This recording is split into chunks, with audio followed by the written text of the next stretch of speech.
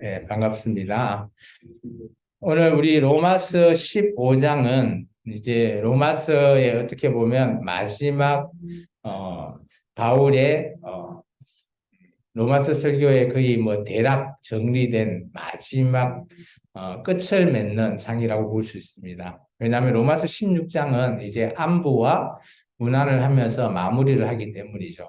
그렇다면 오늘 15장까지를 통해서 로마서에서 바울이 말하고자 하는 내용을 우리가 제대로 살펴야지 로마서가 이렇구나라는 것을 알 수 있습니다. 다시 한번 더 로마서를 정리하자면 1장에서부터 11장까지, 11장 마지막 몇 절이죠? 11장 36절에 아멘 하고 끝났죠. 여기까지 해서 바울이 로마서에 대해서 이론편을 마무리하게 되고요. 또 12장부터 오늘 우리 15장 끝 33절에 가보시면 아멘이 나옵니다. 여기까지 해서 바울이 너희가 어떻게 실천하면 좋겠냐, 교회가, 라는 실천편에 대한 마무리라는 거죠. 그래서 로마서는 크게 이론편, 실천편으로 나눈다면 이 두 단락을 통해서 바울이 얘기하고자 하는 거죠. 오늘 우리가 좀 전에 읽었던 로마서 15장 1절부터 우리가 4절까지 읽었는데요. 로마서 1절부터 13절까지 해서는 어떻게 보면 로마서 우리가 지난주에 배웠던 14장과 이어져 있는 맥락입니다. 그래서 우리가 14장에 보시면, 그죠? 우리가 성도들이 어떤 가치관, 어떻게 우리가 가치관을 세우고 우리의 정체성을 내세울 것인가에 대한 얘기를 계속하고 있는 거죠. 그래서 그것은 믿음이 약한 자, 믿음이 뭐 연약한 자, 이런 표현들을 썼거든요. 근데 이때는 이제 로마 교회가 원래 로마 교회에 개척했던 초대 성도의 구성원이 유대인이었지만, 그죠? 클라우디아 황제의 추방령에 의해서, 유대인 추방령에 의해서 유대인들이 로마에 일시적으로 추방되었던 때가 있습니다. 그 이후에 다시 로마에 돌아갔을 때, 그때의 로마 교회의 원래 주인이었던 유대인들이 없어지고 이방인들이 주인으로 자리 잡고 있죠. 그때 다시 유대인들이 와서 로마 교회에 같이 구성원이 되어서 이루어 나가고 있는 그런 상황을 우리가 좀 생각하고 이 로마서 14장과 15장 내용을 읽어야지만이 바울이 왜 이런 얘기를 하고 있구나라는 것에 대해서 우리가 힌트를 얻을 수 있다라는 거죠. 오늘 15장은 저는 이렇게 얘기해 봅니다. 성도의 사역. 우리 성도들이 교회의 성도님들의 14장은 가치가 아니라면 15장은 어떤 사역을 해야 되냐라는 그런 의미에서 사역이라고 제가 한번 말씀의 제목을 들어봤습니다. 오늘 그 말씀의 제목답게 성도의 사역은 이랬으면 좋겠다라고 바울이 제시한 사람이 있습니다. 그 사람이 누군가 하면 오늘 우리의 모범이 되신 예수 그리스도의 사역입니다.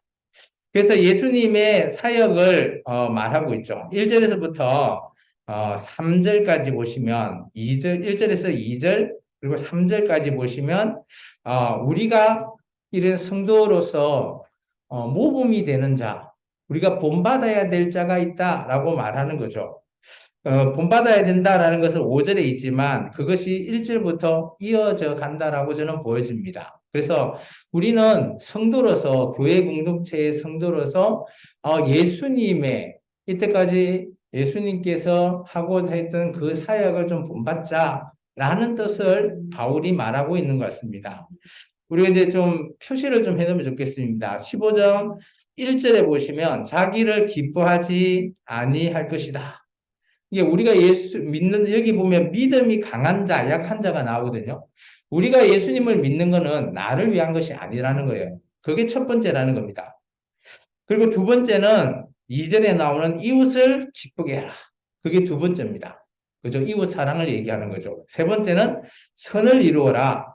네 번째는 덕을 세우라. 라는 것. 이건 이제 성도들이 해야 될 일을 얘기하는 거죠. 그러면서 3절에 얘기했죠. 우리의 모범 대신 예수님께서도 이렇게 했는데 어때요? 비방받았다. 근데 우리 로마 교회인들로서 우리가 이런 일을 해서 비방받는 건 당연한 것 아니냐. 뭐 비판받는다고 하지 않아야 되는 것은 아니다라는 거예요. 이게 성도들이 이런 사역을 하면서 예수님을 전하다가 비방받는 일 당연한 것이다라고 바울은 말하고 있죠. 그러면서 너희가 인내로 그리고 성경의 위로로 소망을 가지랍니다. 여기서 성경은 구약 성경을 얘기합니다. 우리가 신약에 나와 있는 많은 내용 중에 성경이라는 표현이 나오면 이것은 다 구약 성경 39권을 떠올리셔야 됩니다.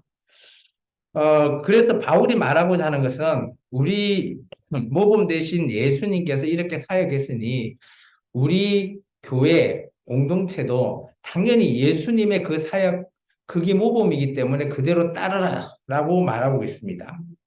그러면서 오늘 한 번 더 얘기하고 있죠.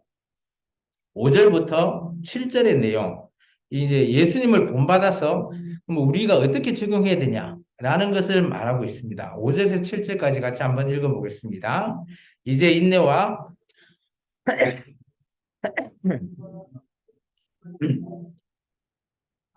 한 마음과 한 입으로 하나님 곧 우리 주 예수 그리스도의 아버지께 영광을 돌리게 하려 하노라. 그러므로 그리스도께서 우리를 받아 하나님께 영광을 돌리신과 같이 너희도 서로 받으라.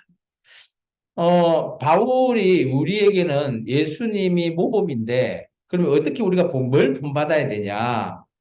서로 뜻을 같이 하는 것을 본받아라는 거예요.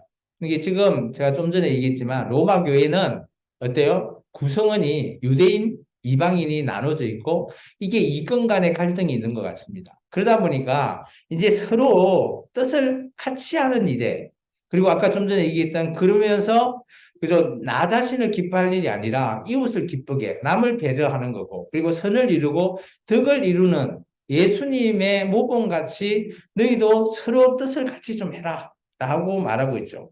그리고 두 번째는 6절 하반절로 저는 봅니다. 한 마음과 한 입으로 어때요? 하나님께 영광을 돌리라는 거예요. 그게 우리가 교회에 나와서 예수님을 믿는 이유가 뭐냐? 하나님께 영광 돌리는 거 아니냐? 근데 너희들끼리 너무 서로 뭐 싸우는지는 정확하게 알 수 없지만 좀 그런 뉘앙스적으로 좀 보인다라는 거죠. 이게 한 마음과 한 뜻으로 한 입으로 해달라라고 하는 것은 한 목소리 내달라라는 거잖아요. 그러면 교회 공동체 내에서 서로 얘기하는 뭐 포인트가 달라서 한 목소리 한 입이 안 된다는 한 마음이 안 된다라는 것 그럴 수도 있거든요. 그래서 그렇게 좀 제발 해서 하나님께 정말 영광을 돌리게 좀 해라. 너희 일이 하나님께 영광이 안 되면 세상에 우리 교회를 향한 세상에서 우리 또한 하나님께 영광을 못 돌리지 않겠냐. 그래서 한 마음, 한 입으로 좀 영광 돌리게 해달라라는 부탁을 하는 것 같고요. 세 번째는 7절에 나오는 것 같아요. 너희도 서로 받으라. 뭘 받으라? 그 앞에 보면 그리스도께서 우리를 받아 하나님께 영광을 돌린 것 같이 너희 자체도 어때? 서로 하나님께 영광을 돌려받아라는 거죠. 이 말은 뭘까요? 저는 이 5절에서 7절의 부탁은 저는 이렇게 생각합니다. 서로 싸우지 말고 제발 한 목소리, 한 뜻을 내어서 하나님께 영광되는 좀 그런 교회로서 너희가 좀 사역을 하라라고 말하는 것처럼 들립니다. 이제 그 내용이 뭔지를 이제 좀 자세히 보면 왜 이게 한 목소리가 안 되냐라는 것에 대해서 약간의 힌트를 주는 것 같아요. 그게 이제 8절부터거든요. 우리 8절부터 13절까지 한번 읽어보겠습니다. 내가 말하노니 그리스도께서 하나님의 진실하심을 위하여 할례의 주종자가 되셨으니 이는 조상들에게 주신 약속을 견고하게 하시고 이방인들도 그 긍휼하심으로 말미암아 하나님께 영광을 돌리게 하려 하심이라. 기록된 바 그러므로 내가 열방 중에서 주께 감사하고 주의 이름을 찬송하리로다 함과 같으니라. 또 이르되 열방들아 주의 백성들과 함께 즐거워하라 하였으며 또 모든 열방들아 주를 찬양하고 모든 백성들아 그를 찬송하라 하였으며 또 이사야가 이르되 이새의 뿌리 곧 열방을 다스리기 위하여 일어나시는 이가 있으리니 열방이 그에게 소망을 두리라 하였느니라. 소망이 하나님이 모든 기쁨과 평강을 믿음 안에서 너희에게 충만하게 하사 성령의 능력으로 소망이 넘치게 하시기를 원하노라. 자, 여기 보면 두 부류가 나오죠. 열방들아, 그리고 10절에 보면 주의 백성이라고 나오죠. 이 열방은 누군가 하면 이방인이에요. 9절에 나온 이방, 이방인들. 그리고 주의 백성자, 이게 8절에 나온 할례의 추종자, 주의 백성자들은 누군가 하면 유대인을 가리키는 거예요. 이게 로마 교회의 구성원들에게 얘기합니다. 근데 이걸 보면 유대인들은 유대인으로서 할례의 문제, 이런 것들로 아마 뭐 이방인들과 다투는 것 같고요. 그리고 이방인들도 잘 보시면 구절에 보면 이방인들도 궁휼하심을 받아 하나님께 영광을 돌린다라는 거잖아요. 그러면 이방인들도 자기들이 이제 유대인들이 다 나갔다가 다시 들어오니까 텃세를 부리는 거죠. 이제는 우리가 주인이다. 그러는 것 같아요. 이 말씀을 읽어보면 뉘앙스적으로. 그러니까 교회 내에서 제발 한 목소리, 한 뜻으로 선을 이루라. 그리고 덕을 세워라. 라고 하는 바울의 부탁인 것 같아요. 그러면서 13절에 이렇게 얘기하잖아요. 그죠? 기쁨과 평강을 믿음 안에서 너희에게 충만하게 하라라는 거예요. 그죠? 이게 기쁨과 평강이 우리의 믿음 안에서 이것을 이루라는 거거든요. 그렇다면 서로 간에 어떻게 보면 뭐 최악의 경우는 이 교회 안에서 누가 주인인가, 뭐 교회 안에서 누가 막 이렇게 이 다투면서 뭐 쌀벌하게 어 뭐 쫓아내거나 뭐 그러는 경우도 있을 수도 있을 거라고 예측이 됩니다. 근데 정확하게 어떤지에 대해서는 밝히지 않으니까 어떤 사건의 문제인지 뭐 어떤 뭐 다른 문제인지에 대해서는 정확하게 알 수 없는데 어쨌든 간에 이 뉘앙스가 마치 서로 간에 너무 혈투를 다투고 있는 공동체 내에 그런 모습으로 보인다라고 제가 보여집니다. 그렇게 해서 오늘 15장 1절부터 13절까지 우리 성도들은 그죠? 예수님의 사역을 모범으로 본받아서 제발 싸우지 말고 예수님 같이 한 목소리 또 한 마음으로 함께 해달라라고 얘기합니다. 그리고 나서 이제 바울은 자기에 대한 어떻게 보면 로마서가 왜 쓰여졌는지에 대한 동기와 그리고 자신의 그 복음의 선교 보고 뭐 그렇게 좀 볼 수 있습니다. 약간 이 14절부터 21절까지는 이 내용을 한번 같이 읽어보겠습니다. 내 형제들아 너희가 스스로 선함을 가득하고 모든 지식이 차서 능히 서로 권하는 자임을 나도 확신하노라. 그러나 내가 너희로 다시 생각나게 하려고 하나님께서 내게 주신 은혜로 말미암아 더욱 담대히 대람 너희에게 썼노니 이 은혜는 곧 나로 이방인을 위하여 그리스도 예수의 일꾼이 되어 하나님의 복음의 제사장 직분을 하게 하사 이방인을 제물로 드리는 것이 성령 안에서 거룩하게 되어 받으실 만한 하게 하려 하심이라. 그러므로 내가 그리스도 예수 안에서 하나님의 일에 대하여 자랑하는 것이 있거니와 그리스도께서 이방인들을 순종하게 하기 위하여 나를 통하여 역사하신 것 외에는 내가 감히 말하지 아니하노라. 그 일은 말과 행위로 표적과 기사의 능력으로 성령의 능력으로 이루어졌으며 그리하여 내가 예루살렘으로부터 두루 행하여 일루리곤까지 그리스도의 복음을 편만하게 전하였노라. 내가 그리스도의 이름을 부르는 곳에는 복음을 전하지 않기를 힘쓰노니 이는 남의 터 위에 건축하지 아니하려 함이라. 기록된 바 주의 소식을 받지 못하는 자들이 볼 것이요 듣지 못하는 자들이 깨달으리라 함과 같으니라. 오늘 이제 14절부터 21절에 보면 로마서의 제작 동기가 조금 보이죠. 그 15절로 보여집니다. 뭔가 하면 하나님께서 내게 주신 은혜를 내가 다시 생각이 나서 내가 이 로마서를 적었다라는 것이 이야기되고요. 근데 이 로마서가 지금 우리가 16장까지 있는데 바울은 이 16장을 어떻게 썼다고요? 대략. 여기서 대략은 간단히 썼다. 라고 표현하고 있습니다.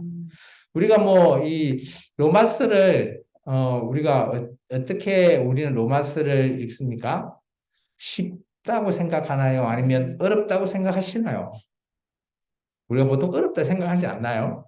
그리고 로마서가 16장까지 있지만 이거 그냥 뭐 쭉 읽는 것보다 이게 대충 이해하면서 이렇게 천천히 읽으면 1시간 넘죠. 뭐 그냥 읽어도 거의 대략 1시간 정도 될 거거든요.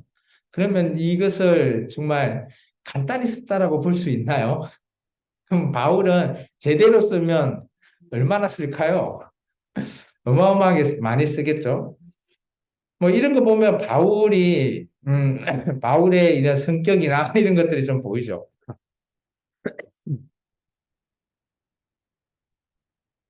죄송합니다.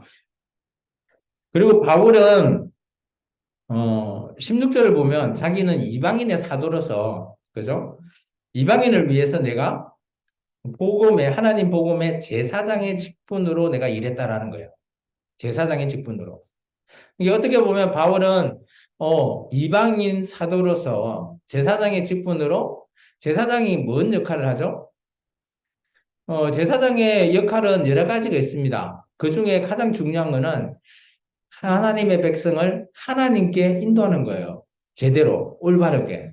이제 그 안에 뭐 제사 드리는 법, 뭐 어떤 그 가르치는 것을 통해서 하나님에 대해서 올바르게 해서 인도해서 하나님께 나아갈 수 있는 길을 제시해 주는 자가 제사장이거든요.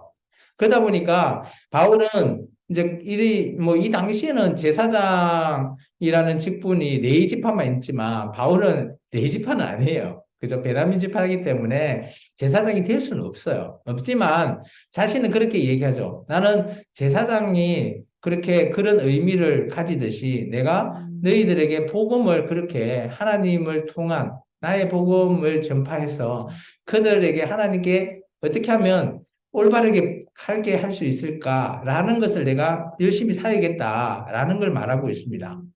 그러면서 그 복음이 어디까지 이루어지는가에 대해서 19절에 얘기하고 있죠. 처음에는 예루살렘에서 시작했죠. 초대교회가. 그런데 이 복음이 지금은 일루리곤까지 전파됐다. 편만하게 전파됐다라고 여기 편만하게라고 보면 여기 이제 나눠져 보면 채워졌다라고 하잖아요. 그럼 일루리곤까지 바울의 복음이 다 채워진 거예요. 이 일루리곤을 어딘가 하면 일루리곤을 나중에 이제 지도에서 우리가 나중에 살펴볼 수가 있는데요. 제가 이제 이전에도 보여줬지만 이 일루리곤이 저기 마케도냐 지역 그 위쪽 지역입니다. 그렇기 때문에 이 일루리곤에는 바울이 간 적은 없어요. 그래서 마게도나 쪽에는 뭐 어떻게 보면 데살로니가 그리고 뭐 빌립보 뭐 이런 교회에는 가면서 교회를 개척했지만 그것보다 더 위쪽으로 넘어가는 지역이거든요. 거기까지는 바울은 가지는 않았어요. 그런데 자기의 이런 복음이 거기까지 전파가 됐다라는 거예요. 그러면서 이렇게 얘기합니다. 20절에 나는 그죠? 그리스도 이름으로 내가 이렇게 교회를 세울 때 내가 간 거에 대해서만 세우지 남이 세우는 남의 터에는 내가 건축하지 않겠다. 뭐 어떻게 보면 바울의 뭐 신조라고 볼 수 있죠. 나는 이제 다른 사람이 교회 개척해 놓은 데는 내가 절대 들어가지 않겠다. 뭐 그런 요즘은 그렇게 될 수가 없죠. 요즘은 교회가 있는데 내가 교회를 그곳에 안 열고 없는 곳에 개척하겠다. 근데 요즘은 이제 교회가 하도 많으니까 뭐 그런 부분은 좀 불가능하다 보이시죠. 그런데 아직까지도 교회가 없는 지역들도 있죠. 우리나라에서도 시골 지역이라든지 뭐 그런 지역들에는 아직까지도 교회가 많지는 않잖아요. 뭐 이렇게 바울식으로 따지면 내가 그러면 시골 교회에 가서 사역하겠다. 뭐 그런 얘기가 되기도 하죠. 어쨌든 간에 바울은 하나님의 이런 제사장의 직분으로 나의 복음을 전파하는 사역. 그게 어떻게 보면 우리에게 말하는 이 성도로서 너희도 나와 같이 이런 제사장 직분으로서 사역을 감당하라 라고 말하고 있습니다. 그리고 세 번째는 이제 바울이 로마 교회에 부탁하는 장면입니다. 이제 부탁하는 내용들 어떻게 보면 로마서를 썼던 원래의 목적이지 않겠나라고 저는 생각되어집니다. 우리 22절부터 33절까지 좀 길지만 같이 읽겠습니다. 그러므로 또한 내가 너희에게 가려 하던 것이 여러 번 막혔더니 이제는 이 지방에 일할 곳이 없고 또 여러 해 전부터 언제든지 서바나로 갈 때 너희에게 가기를 바라고 있었으니 이는 지나가는 길에 너희를 보고 먼저 너희와 사귐으로 얼마간 기쁨을 가진 후에 너희가 그리로 보내주기를 바랍니다. 그러나 이제는 내가 성도의 섬기는 일로 예루살렘에 가노니 이는 마게도나와 아가야 사람들이 예루살렘 성도 중 가난한 자들을 위하여 기쁘게 얼마를 연보하였습니다. 저희가 기뻐서 하였거니와 또한 저희는 그들에게 빚진 자니 만일 이방인들이 그들의 영적인 것을 나눠 가졌으면 육적인 것으로 그들을 섬기는 것이 마땅하니라. 그러므로 내가 이 일을 마치고 이 열매를 그들에게 확증한 후에 너희에게 들렸다가 스바나로 가리라. 내가 너희에게 나아갈 때에 그리스도의 충만한 복을 가지고 갈 줄을 아노라. 형제들아, 내가 우리 주 예수 그리스도와 성령의 사랑으로 말미암아 너희를 권유하노니 너희 기도에 나 힘을 같이하여 나를 위하여 하나님께 빌어 나로 유대에 순종하지 아니하는 자들로부터 건짐을 받게 하고 또 예루살렘에 대하여 내가 숨기는 일을 성도들이 받을 만한 게 하고 나로 하나님의 뜻을 따라 기쁨으로 너희에게 나아가 너희와 함께 편히 쉬게 하라. 평강의 하나님께서 너희 모든 사람들과 함께 계실지어다. 아멘. 죄송합니다. 바울이 로마를 갈 계획이 있다라는 거죠. 이게 원래 이제 로마서를 쓴 원래 주된 목적이겠죠. 로마를 이제 가는데 로마가 목적지가 아니라 경유지라는 거죠. 바울은 이 스바냐, 이 에스파니아를 가기를 원하는 거죠. 왜 그런가 하면 에스파냐가 그 당시 해가 치는 나라라고 기억하고 있는 거죠. 해가 지는 나라를 왜 갈까요? 바울도 이렇게 얘기합니다. 그죠?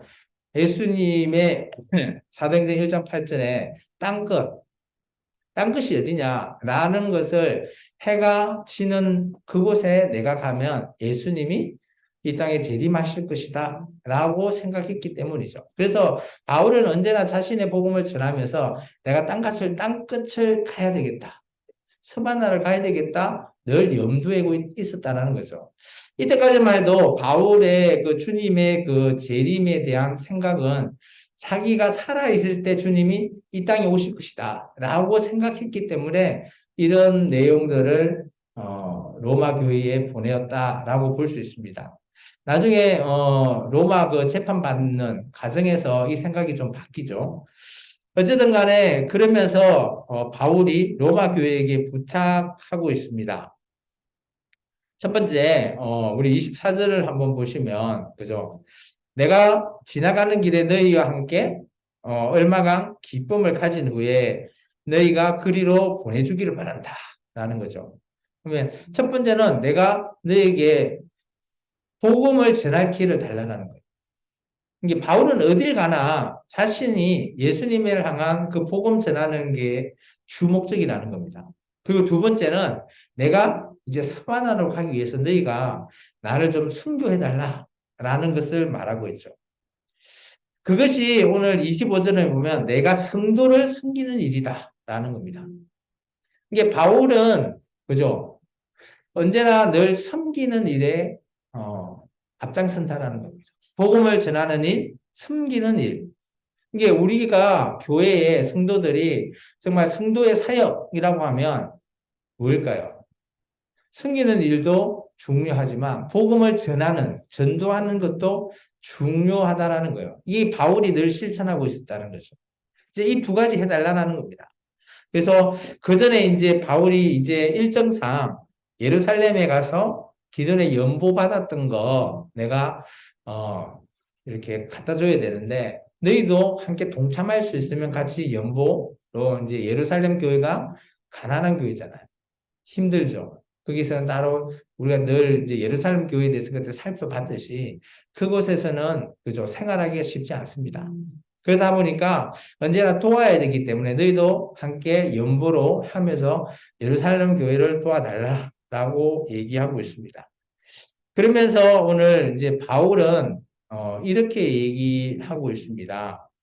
29절에 보면, 그죠?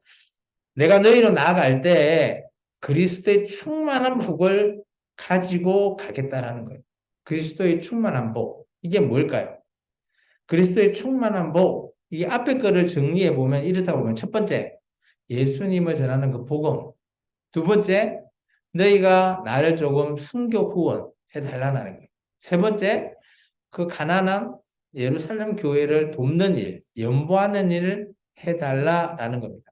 그런 것을 가지고 내가 나중에 너희에게 가겠다라는 것을 암시하고 있습니다.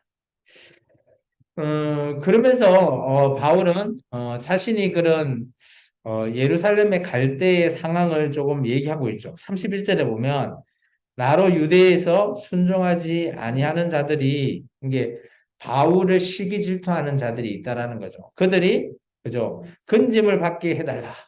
기도해 달라는 거예요. 내가 살 수 있게. 그러면 바울이 그죠? 이때가 어떻게 보면 이때가 로마서를 보내는 이 당시에 그 2차 선교 여행 뭐 전후니까 바울이 많이 그죠? 할레파나 뭐 아니면 유대교 유대인들에게 이렇게 많이 이렇게 당하고 있는 그럴 때라고 보여지거든요. 그래서 자기가 예루살렘 교회로 가는 일에 대해서 성령님도 그죠? 뭐 얘기하죠. 가려면 가라. 아니면 환란이 있을 것이다. 라고 얘기하죠. 근데 바울은 뭐 환란이 있어도 내가 가겠다. 결단을 해서 가는 거고요. 근데 다른 자들이 있죠. 그죠? 다른 자들이 가지 말라. 뭐 어떻게 될지 알 수 없다. 뭐 그런 예언들도 했잖아요. 근데 어리지만 바울은 이런 자신의 결단을 통해서 환란이 당할 걸 알면서도 이렇게 끝까지 자신의 그런 결단을 믿고 가게 되죠. 이게 성령님도 그렇게 함께 하신다라는 거예요. 그래서 우리가 환란이 있다고 해서 그 환란을 피하는 것, 물론 그것도 선택일 수 있지만 그 환란을 끝까지 결단 있게 치고 나아가는 것, 그것도 우리 그리스도인이 할 일이다. 성령님이 이렇게 하든 저렇게 하든 함께 하실 것이다. 라고 저는 보여진다라는 겁니다. 그러면서 이런 로마 교회에게도 기도 부탁을 하고요. 그리고 연보 부탁을 하면서 마지막에 얘기합니다. 평강의 하나님께서 너희 모든 사람과 함께 계실지다. 그러니까 이제 바울은 어떻게 보면 로마 교회에게 아직 한 번도 가본 적이 없는 것 같아요. 그런데 미리 로마서를 통해서 내가 다음에 너희한테 가서 복음을 전하는 기회, 이때 내가 이것을 대략 적었던 이 로마서를 너희가 미리 보거든. 거기에 대해서 좀 예습을 하고 있으면 내가 거기에 대해서 자세하게 너희가 궁금증이 있는 그런 궁금증까지 다 가르쳐 주겠다라고 말하고 있는 거죠. 한번 어떻게 보면 그죠? 바울이 로마 교회를 자기가 개척하지는 않았지만 그래도 로마 교회에 대한 들리는 소문 또 많은 브리스길라와 아굴라에 대한 그런 뭐 여러 가지 얘기를 들었겠죠. 로마 교회에 대한 사정 이런 걸 들었기 때문에 아마 충분히 이런 로마서를 집필하지 않았나라고 여겨집니다. 오늘 여기까지 이제 우리가 말씀을 보겠고요. 오늘 우리 말씀을 뭐 한 세 가지 정도 오늘 우리에게 적용을 한 걸 보면 저는 이렇게 생각합니다. 제가 오늘 말씀의 제목을 성도의 사역이라고 했잖아요. 성도도 어떻게 보면 하나님 앞에 사역해야 되는 것이죠. 오늘 첫 번째는 우리의 모범이신 예수 그리스도를 통해서 바울이 우리에게 부탁한 거 있잖아요. 그죠? 모범이신 예수 그리스도. 그러면 우리가 성도로서 우리의 사역인 모범이신 예수 그리스도를 본받는 길, 아까 네 가지 있었잖아요. 그죠? 자기를 기뻐하는 게 아니라 남을 더 배려하고 또 선을 이루고 덕을 세우는 그런 일로서 그리스도인으로서 살아가라 라는 거고요. 두 번째는 바울 자신을 얘기하면서 나는 제사장의 직분으로 복음을 전파를 했다라는 측면에서 봤을 때 뭐 물론 바울이 레이지파가 아니니까 제사장은 아니겠죠. 그렇지만 그런 취지에서 자기는 복음 전파하듯이 오늘 우리 교회가 이런 사명을 가져야 된다는 거죠. 그래서 전도를 통해서 복음을 전파하라 라는 것으로 두 번째 제가 잡아봤고요. 세 번째는 로마 교회에게 뭐 세 가지 부탁했잖아요. 그죠? 자기가 복음을 전할 기회를 달라, 그리고 후원해 달라, 예루살렘 교회에 연보해 달라, 뭐 이런 요청을 했죠. 그러니까 이런 걸 보면 오늘날 교회도 마찬가지라고 봅니다. 오늘 교회의 사역인 복음 전파, 후원, 연보 이런 것들은 지금 그게 뭐 2000년 전에 바울이 했던 그런 교회에게 당부했던 그 사역이 지금 우리에게도 충분하게 부탁하고 있는 말씀으로 여겨진다라는 거예요. 이게 여겨진다면 저와 여러분도 이 사역에 우리 생명나무 교회도 동참할 수 있는 저와 여러분이 되기를 주의 이름으로 축원합니다. 기도하겠습니다. 사랑해 주님 감사합니다. 오늘도 귀한 말씀을 통해서